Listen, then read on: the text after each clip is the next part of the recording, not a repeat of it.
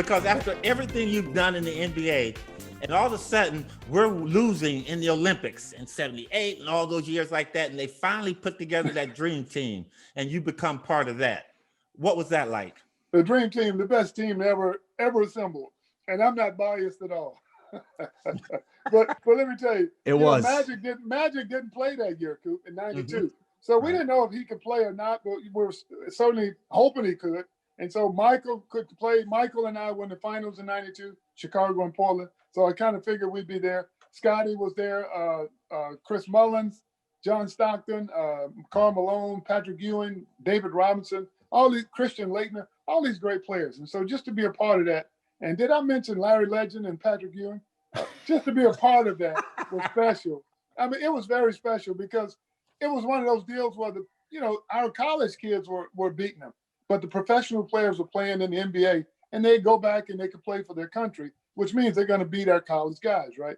So, of course, the USA got smart and started throwing their pro players into the Olympics, and that was the first year. I was lucky to be a part of it. It was a great moment in time, coached by Lenny Wilkins, Chuck Daly, great guys to play under, and Coach K.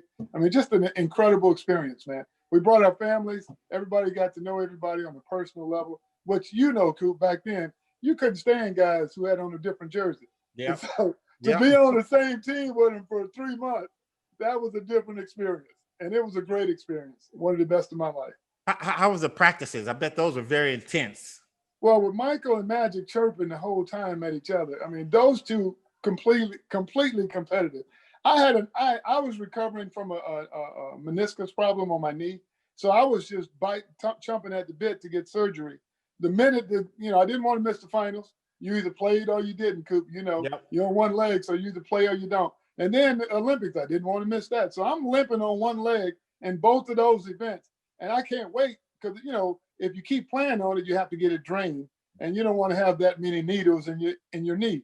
So I had to get it drained about 40 times from March until September, right? So to play in the finals and the Olympics. So you can imagine, Coop, I've never been a big practice guy.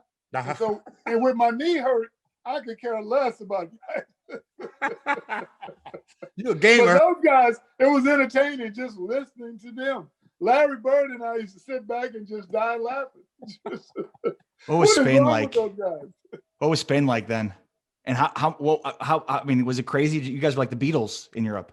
Oh yeah, I mean, completely a ton of attention, and it was a great experience because we were able to make it a successful one.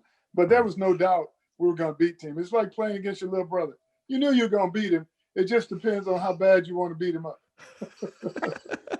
Clyde, and I always say this, I think at that point in time in the game of basketball, because we were trying to lure some of the international players, and once you guys got over there, I think the influx of the international players really became big. You started getting a lot of players coming over. Yeah, Dirk said that the dream team was a huge influence on him. No doubt about it. Yeah. Yeah, because that team was special. I mean, some of the greatest players to ever play on the same team. So it was a bunch of rock stars, but it's still basketball. And the fact that everyone bonded and played their role was very special.